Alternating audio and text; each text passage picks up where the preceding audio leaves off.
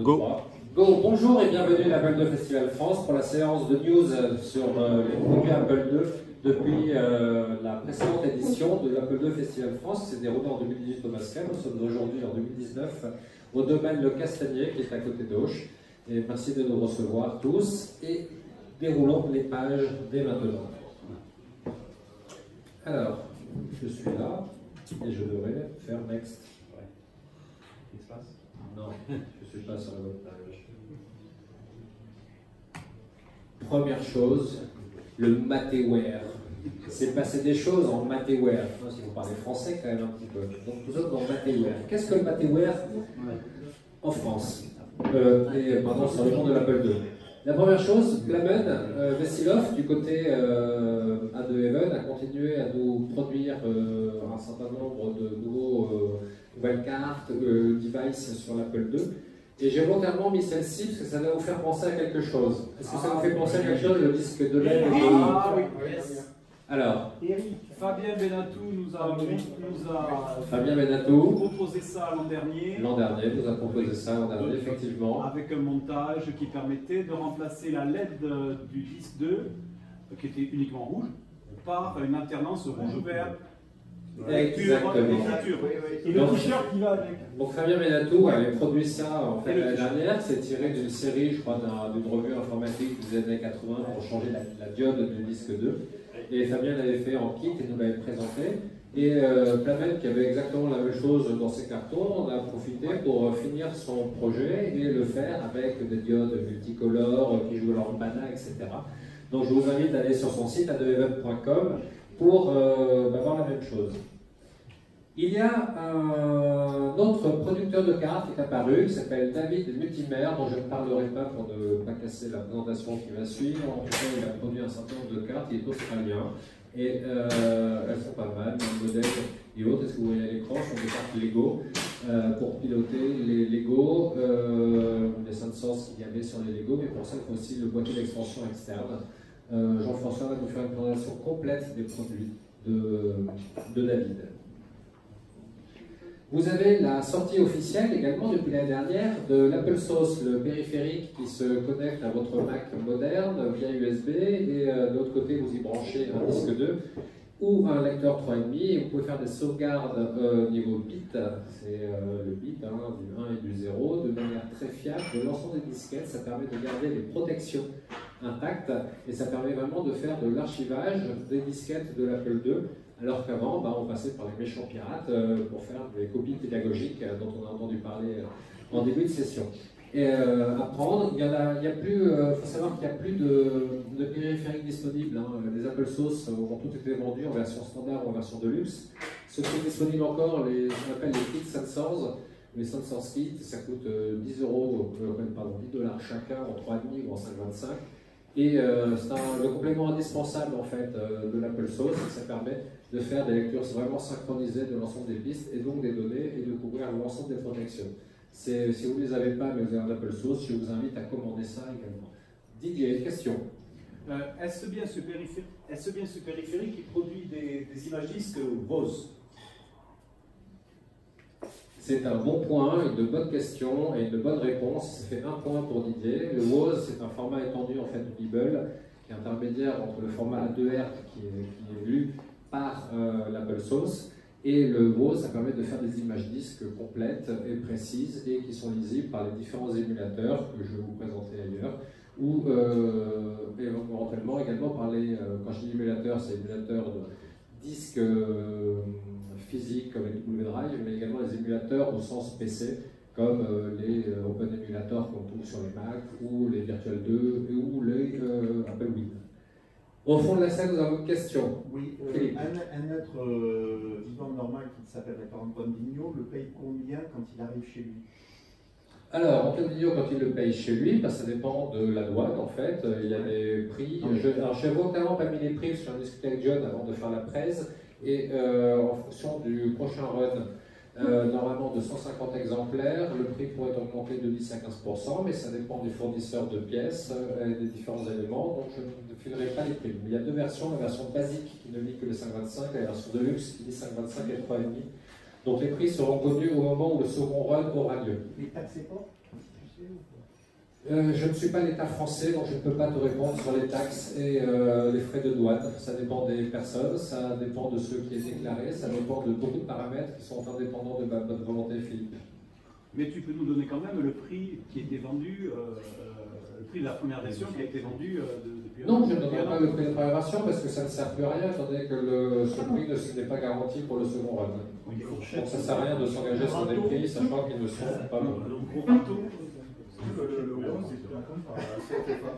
Est-ce que le WOZ est pris en compte par la CFFA? La CFFA, c'est une carte de Rich derrière, la Compact Flash, je ne sais plus quoi, et qui est une carte versatile, qui est très efficace et très bonne sur le monde de l'Apple II. Le problème, c'est qu'il n'y a plus de run, il ne sera plus produite, et il n'y aura plus d'évolution du firmware, donc il n'y aura pas de support du WOZ à l'intérieur de la CFFA. Malheureusement. L'année dernière ici, je vous ai présenté la carte de John Brooks au travers de Blueshift. John Brooks, grand programmeur de l'éternel qui a démarré il y a très longtemps, qui continue dans le monde des jeux vidéo et qui a fait la carte ultime vidéo qui permet de sortir en HDMI sur n'importe quel moniteur, périphérique et autre chose moderne, un peu comme un Mac, pas de PC. Et ça coûtait à l'époque 179 $ peut-être. Oui. Il en reste quelques-unes. Je n'ai pas mis son site, mais j'ai mis son adresse email. Contactez-le. Je rappelle que c'est un hobby. Donc, John, il travaille sur les consoles de nouvelle génération. Donc, il passe plus de temps à faire des moteurs 3D, 4D, 5D, 6D sur ce genre de console qu'à faire des vides HD. Donc, c'est vrai qu'on est très impatient quand ce genre de carte sort. J'ai vu entre l'année dernière et cette année que vous êtes possesseur de vides HD pour la plupart. Et c'est clairement une émulation parfaite de l'ensemble des formats graphiques ou textes de l'Apple II, voire plus.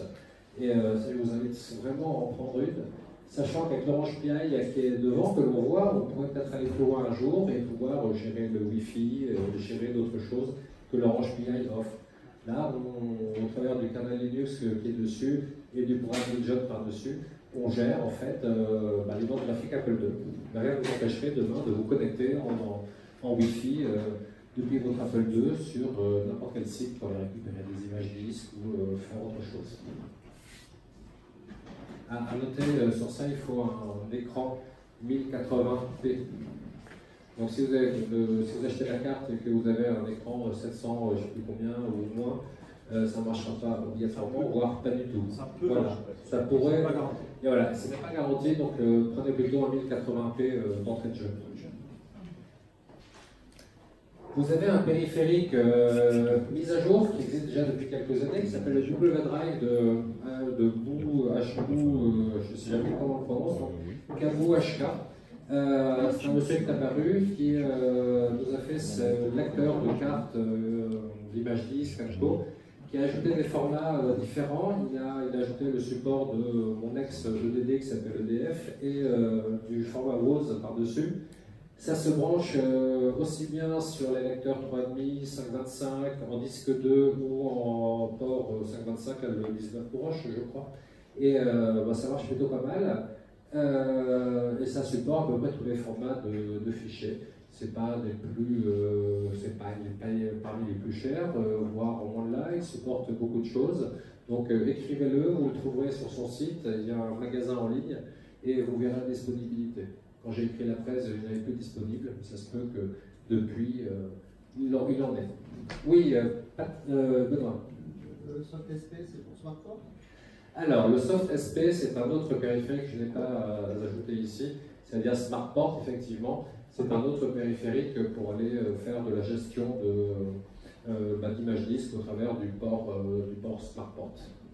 J'avais une question. René, oui. EDF, c'est parce qu'on pourrait utiliser un Linky trafiqué? C'est exactement ça. Ouais, je vois que tu es bien au courant.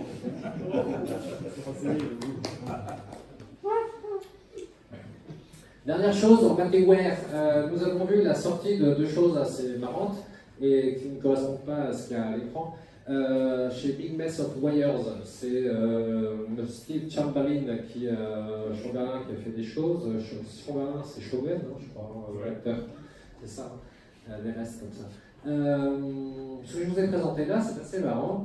C'est ce petit périphérique qui est ici, qui se met en interruption en fait, du contrôleur qui est ici, normalement, mais que l'on ne voit pas, mais également de sa carte la plus connue, qui est la floppy EMU, qui permet de faire un peu comme la W Drive, d'émuler les images disques, etc.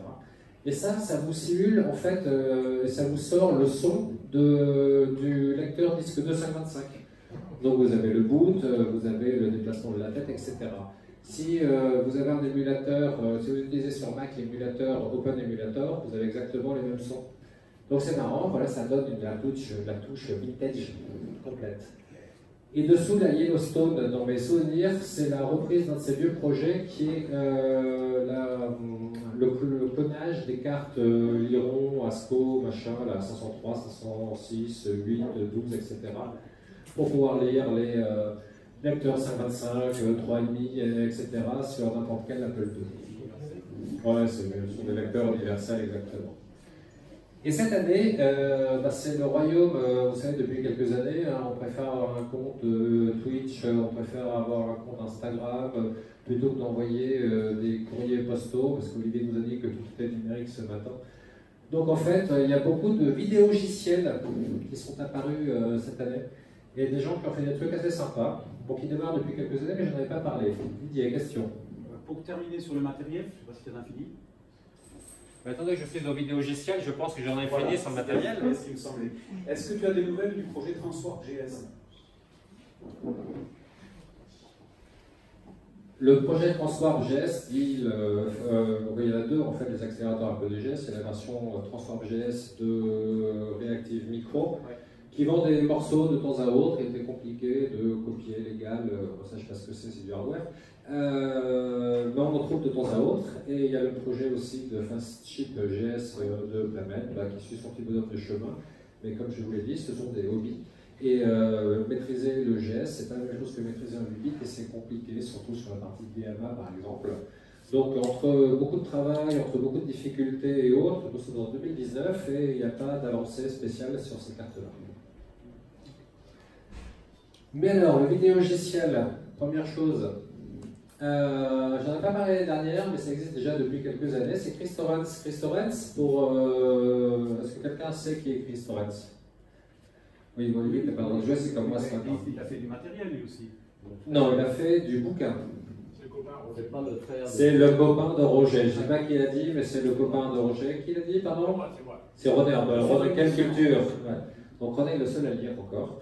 En 2019, c'est exactement ça. C'est lui qui a mis en page en fait Assembly Lines. Et en fait, c'était marqué à l'écran aussi. De Roger Wagner, les bouquins, les articles qu'il avait pondus dans les années 80 et qui s'est transformés en livres. Et donc il avait mis en forme, en page, etc. en 2017-2018. Grand succès, grand bouquin de vulgarisation sur l'apprentissage du développement assembleur sur Apple II. Vraiment très bien. Et Chris est allé plus loin, il fait en fait un certain nombre de vidéos, il en est à la 100e, à son 1000e abonné, et il présente de nouveaux produits, il présente le bouquin, etc.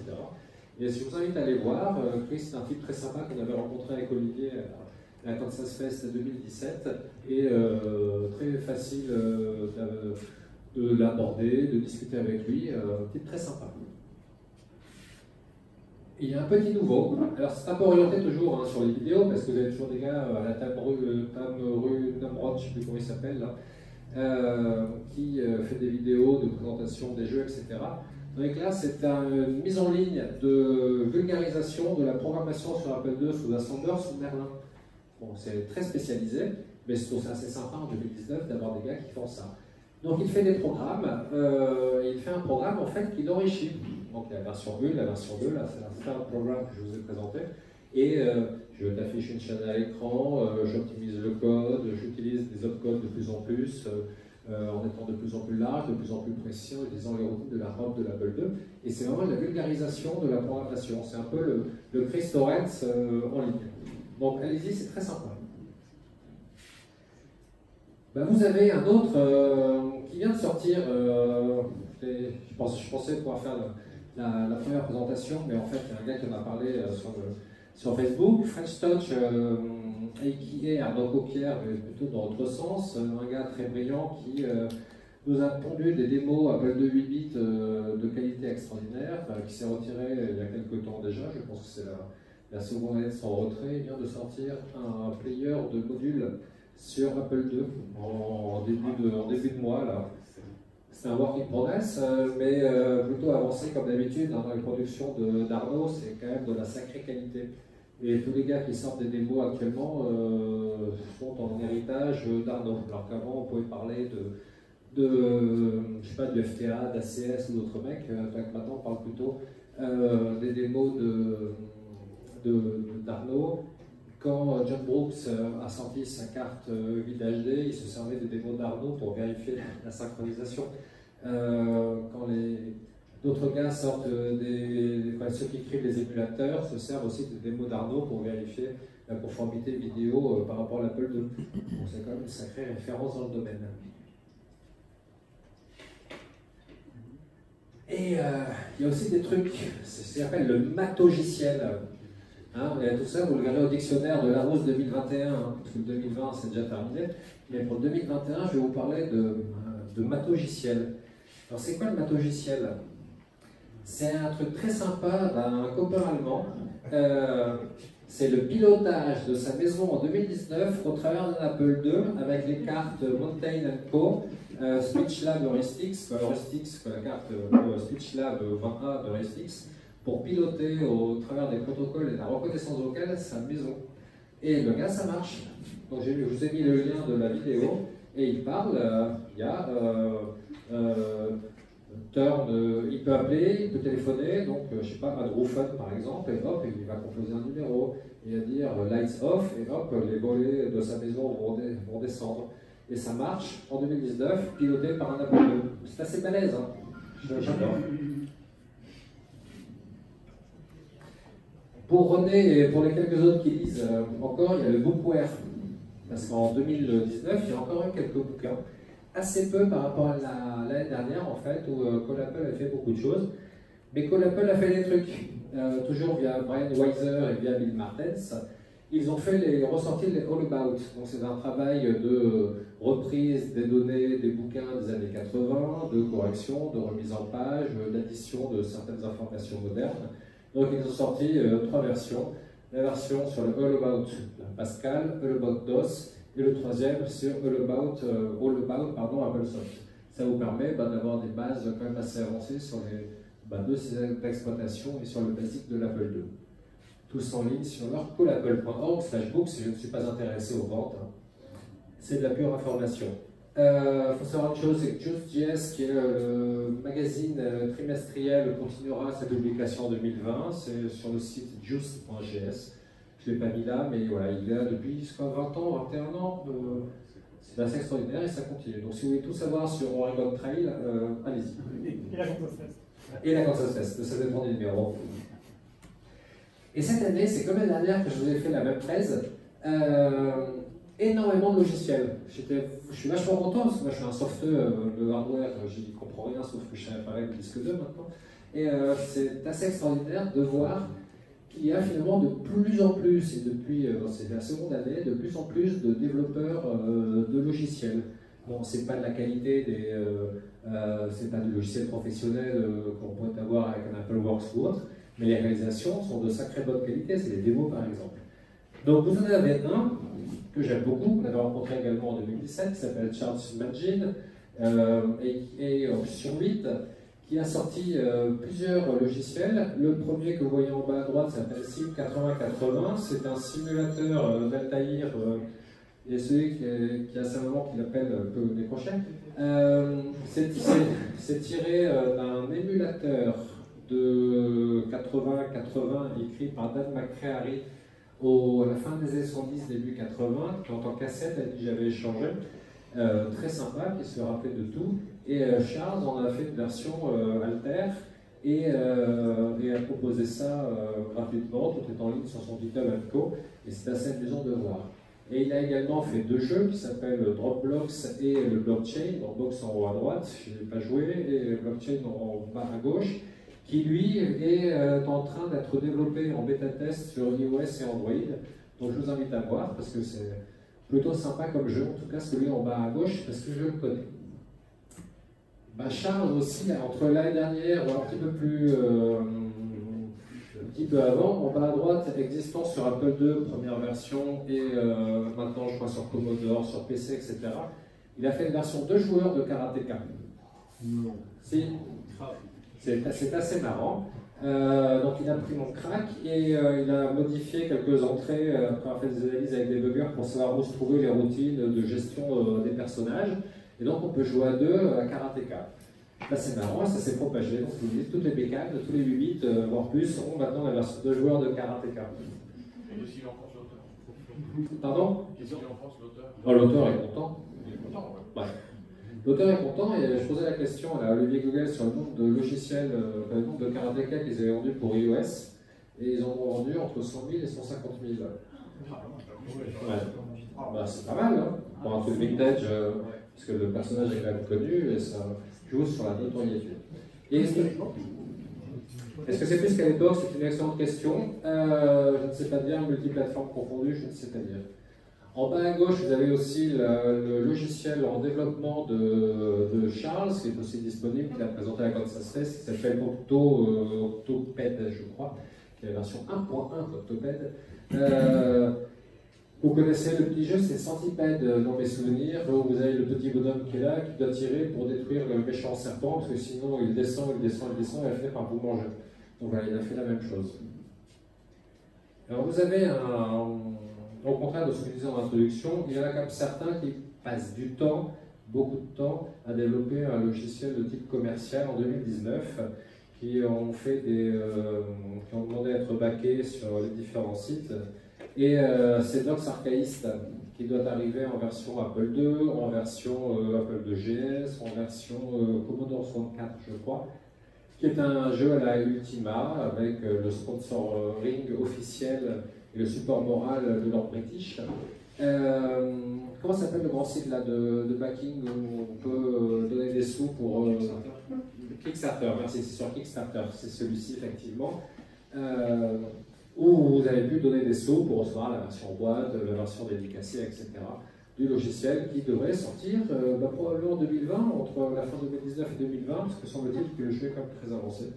Et donc si vous avez aimé les Ultima, vous aimerez encore plus Docs Archaïste. Derrière, un front-end écrit par 4AM et par Peter Ferry et pardon, Kukumba, qui sont de grands programmeurs éternels sur Apple II, et ils ont sorti deux logiciels. Donc, je mets d'un côté le Beach Dark et Beach Darker, vous avez le Beach Dark là, le Beach Darker là-bas. Ce sont des front-ends pour jouer à tous les jeux Infocom, les Z3, Z4 machin, donc les Orc 1, 2, 3, Hitchhiker's Guide to the Galaxy, etc., parce que vous avez retenu hier tous les noms, et qui vous permet de jouer, d'enregistrer, d'y revenir, etc. Et sur n'importe quelle des plateformes de l'Apple II. Et ils viennent de sortir pour la Kansas Fest 2019 une compilation de tous les cracks de Peter et peut-être d'autres en format Pronos qui s'appelle Total Replay, où au travers d'un front-end vous pouvez choisir, voir les screenshots, modifier, je crois, les touches, etc. Faire des recherches, jouer à de 150 à 200 jeux en fonction de votre plateforme. Puisqu'une 128 octets aura peut-être plus de capacité à jouer des logiciels qui ne sont pas compatibles, qui ne sont que compatibles avec 128K, etc. Donc c'est pas mal, c'est une belle interface, et beaucoup de gens ont déjà téléchargé ça, et c'est vrai qu'avec ce frontal, vous pouvez en 3 secondes lancer votre soft des années 80 qui vous plaisait beaucoup, comme un Apple Spider, etc. C'est plutôt bien. Vous avez derrière Oubliette. Oubliette qui vient de sortir également. Le principe, je ne le comprends pas très bien encore. J'ai lu le log 14 fois, mais il paraît que c'est très facile. Ça s'appelle Oubliette, c'est de Daniel Anderson. Et vous pouvez changer les touches et jouer avec, c'est disponible. Donc vous me direz à la fin de la session ce que ça permet de faire, parce que c'est pas un jeu de lettres, c'est... je ne sais pas. Je n'ai pas compris. C'est un jeu de loi. C'est un jeu de loi? Ça ressemble un peu, exact. Donc voilà, c'est peut-être un jeu de loi. Mais c'est pas très sympa pour Daniel. Pardon Daniel, mais j'ai pas compris. Alors je vous en ai mis un autre parce que le logiciel, c'est le numérique. Hein, je crois qu'Olivier, vous avez fait une belle démonstration que ça vaut pour beaucoup, il y a beaucoup de choses différentes. Il n'y a eu aucune compilation sonore en 2018-2019 sur l'Apple II. Mais vous avez un bonhomme qui s'appelle Georges Tubin qui a sorti une dizaine de disquettes de compilation d'images en provenance d'images GIF ou autres, et qui a fait des conversions en format SHR sur Apple IIgs pour sortir du 320-200 ou du 140-200. Et il a fait des compilations. Donc si vous aimez Star Wars, si vous aimez les jolies voitures et la carrosserie, la fille qui les nettoie, vous pouvez télécharger les images de Georges. La dernière compilation est sortie ce matin. J'ai eu juste le temps de l'intégrer. Et il est joignable sur la page, tout est téléchargeable depuis la page Facebook enthousiaste Apple II. Un autre truc dont je voulais parler, c'est que quand on était en 2017 à la Kansas Fest, il y a un monsieur qui s'appelle Evan Wright qui distribuait sur sa porte de chambre, de dortoir, un logiciel d'aventure dont personne n'a jamais entendu parler. Moi je trouve ça assez fun qu'un mec passe du temps à écrire un soft, un peu comme notre Riquet avait fait avec le... Comment s'appelait ton titre? Nono et la pomme d'or. Nono et la pomme d'or, voilà. C'est sûr qu'elle est sortie ça. Et ça, je trouve ça dommage de ne pas mettre en valeur ce genre de réalisation obscure distribuée à 5,5 exemplaires. Parce qu'Evan avait déjà fait ça il y a 2 ans. Peut-être l'année dernière, je ne sais pas, mais cette année, il en a sorti un autre qui s'appelle Kansas Fest. Et je voulais faire la même chose, mais je n'ai pas pris le temps. Je n'ai pas trouvé le temps. Et bon, j'ai peut-être pas les capacités non plus intellectuelles pour écrire ce genre de choses. Mais il a fait un jeu d'aventure qui se déroule sur la Kansas Fest, et pendant la Kansas Fest, où il faut rechercher un élément, je ne sais plus lequel, et on rencontre tous les personnages, tous les invités participants de la Kansas Fest. Vous allez croiser mon copain Javier Rivera en train de rétrobrighter un Apple II à l'extérieur, etc. Et je trouve ça super cool comme projet. Tu y es aussi? Non, parce que c'est 2019, et en 2019, on n'y était pas. Avant-dernière chose, il y a aussi du développeur de choses que je ne comprends pas, c'est-à-dire la 3D. Du docteur Marc Golombek, qui est un Allemand, fort sympathique, s'est dit, tiens, je vais apprendre la 3D et arriver à comprendre comment ça marche et faire ça sur Apple II, parce que c'est tellement facile de faire de la 3D sur Apple II.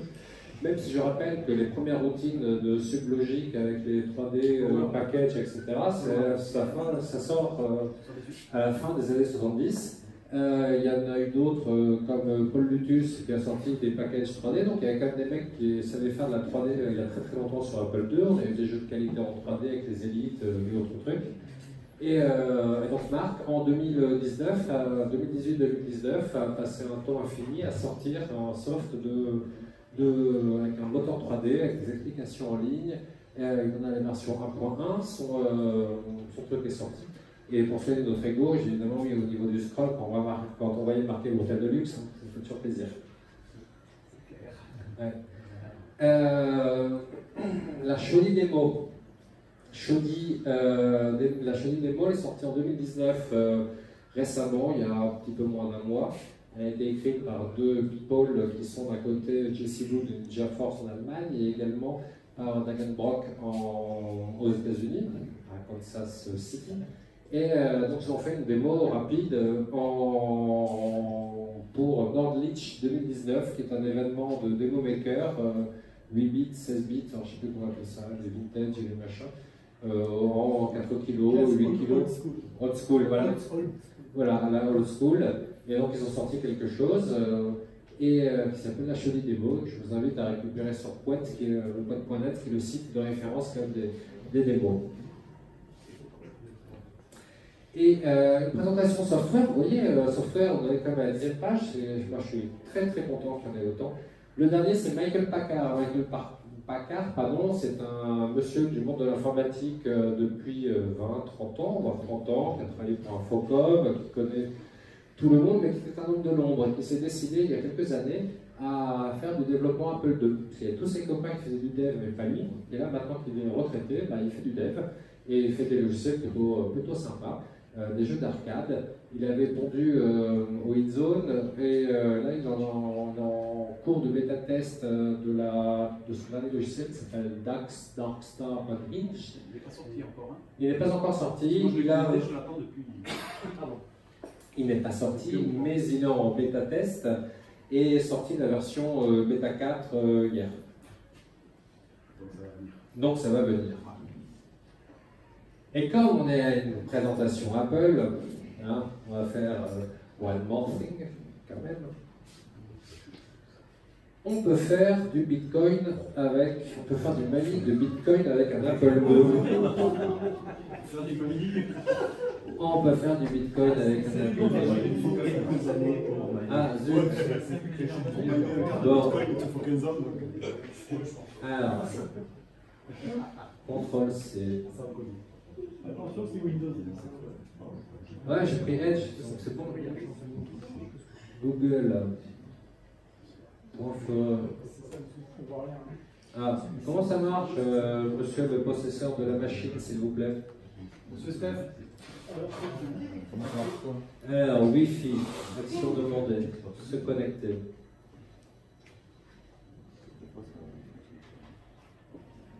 Non, mais moi ça fonctionne toujours. C'est l'effet non démo. Vous allez être connecté dans 1 seconde. Dans 0 secondes, je peux accéder à Internet. C'est magique. Merci Rocco. Vous allez voir du mining en temps réel. Ah non, peut-être pas. Mais ouais, parce qu'il y a un double écran en fait. Alors.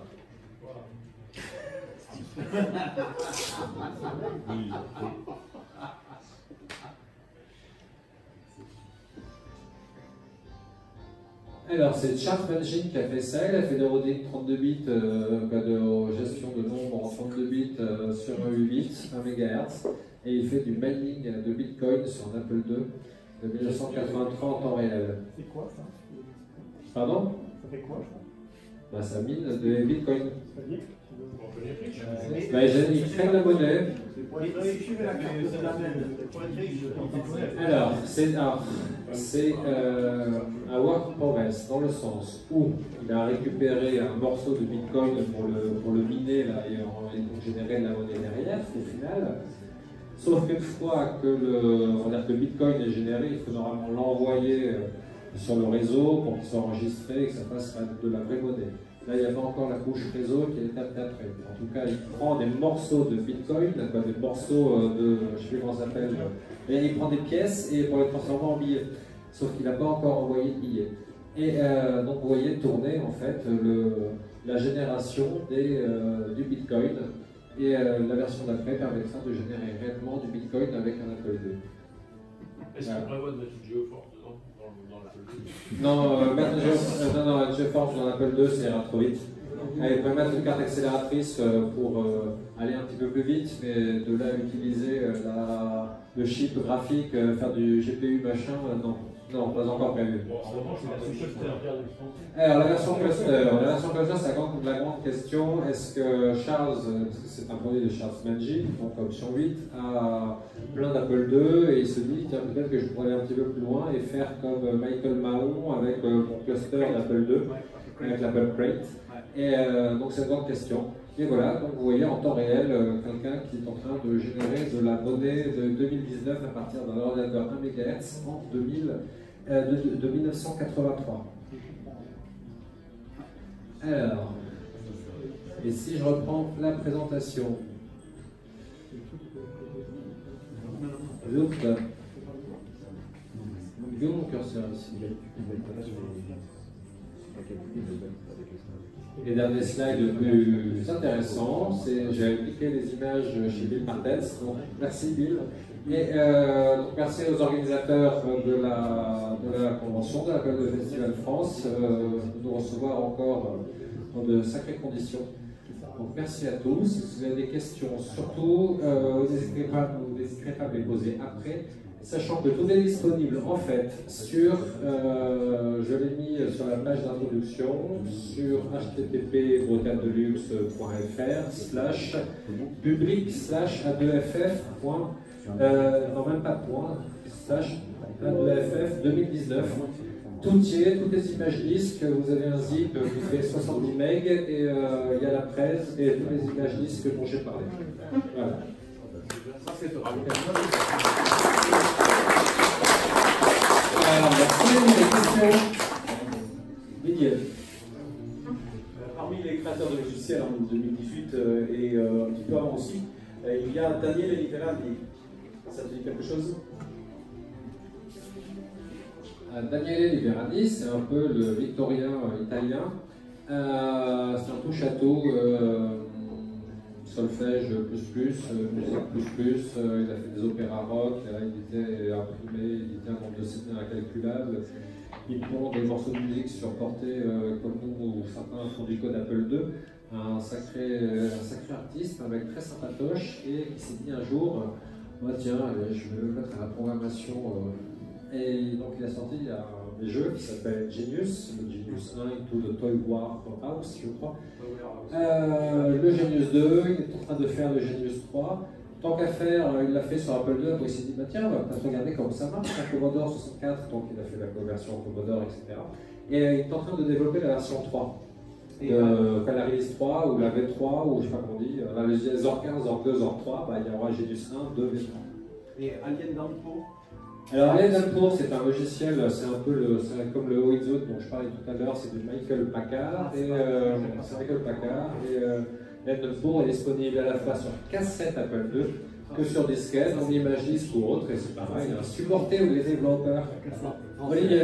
Cassette Apple II. Non, t'avais peut-être à poser une question. Tu veux faire le pic? Vas-y, c'est vrai. D'autres questions au fond de la salle? Devant, sur le côté, à gauche, à droite, en haut? Non. Merci pour votre participation.